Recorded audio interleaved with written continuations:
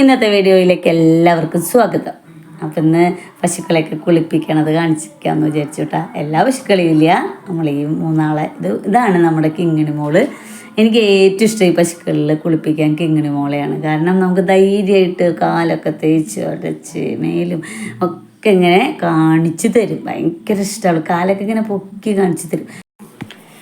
അപ്പോൾ കിങ്ങിണി മോൾക്ക് 1 വയസ്സും 9 മാസമാണ്. സെപ്റ്റംബറിലേക്കാണ് 2 വയസ്സാവുള്ളൂ.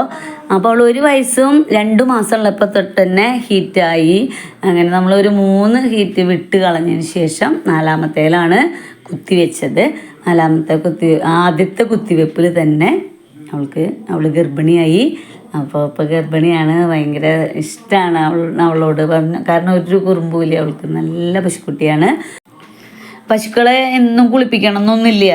അപ്പോൾ അവരുടെ മേല് ചാണകമൊക്കെ ഉണ്ടെങ്കിൽ നമുക്കൊരു ഇതിന് നമ്മുടെ വീട്ടിൽ കയത്തിൽ കൊടുക്കണ കാരണം എപ്പോഴും ഒരു ചാണകം ലൂസാണ്. അപ്പോൾ എന്തായാലും കാറ്റായാലും മഴയായാലും ഒക്കെ രാവിലെ 4 മണിക്ക് എണീറ്റ് ചാണകം നീക്കി നമ്മളെല്ലാവരെയും കുളിപ്പിക്കും. കറക്കണവരെയും കറക്കാത്തവരെയും എല്ലാ പശുക്കളെയും കുളിപ്പിച്ചിട്ട് തൊഴുത്തടിച്ച് കഴുകിയാലും നമുക്കൊരു സമാധാനമുള്ളൂ. തല മാത്രം അവരെ കുളിപ്പിക്കില്ല.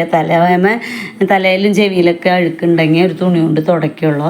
മേല് നന്നായിട്ട് കഴുകി കൊടുക്കും. ഇപ്പം ഈച്ചയുടെ ശല്യം കാരണം 2-3 പ്രാവശ്യം ഉരച്ച് കഴുകുകയാണ്. ഈച്ച ശല്യത്തിന് എന്താ ചെയ്യാന്ന് ശാശ്വതമായൊരു പരിഹാരം കിട്ടണില്ല. പലതും ചെയ്ത് നോക്കുന്നുണ്ട്, പക്ഷേ ഒന്നും ചെയ്തിട്ട് ആർക്കെങ്കിലും അറിയോ ഈച്ച പോകാൻ എന്താ ചെയ്യണ്ടേ? ഞങ്ങൾ ഷീറ്റ് വെച്ച് നോക്കി, പക്ഷേ അതൊന്നും നടക്കണില്ല. ആർക്കെങ്കിലും അറിയിച്ചും പറയണേ.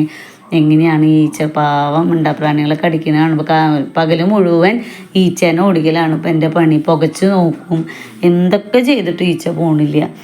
അപ്പോൾ ഇത് നമ്മുടെ സുന്ദരിക്കുട്ടിയാണ്. ഇവൾക്കിപ്പോൾ 10 മാസം പ്രായമായിട്ടുണ്ട്.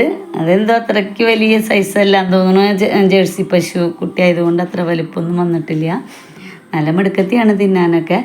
ഇത് പിന്നെ നമ്മുടെ ചക്കര സുന്ദരിക്കുട്ടിക്ക് ചർമ്മമുഴ വന്ന് വല്ലാത്ത അധികമായി. അവൾ കയ്യിൽ നിന്ന് പോകുമെന്ന് വിചാരിച്ചതായിരുന്നു, പക്ഷേ അവളെ നന്നായി നോക്കി ശരിയാക്കി കൊണ്ടുവരാൻ പറ്റി. അതുകൊണ്ടാവാം വളർച്ച അങ്ങോട്ട് വന്നിട്ടില്ല.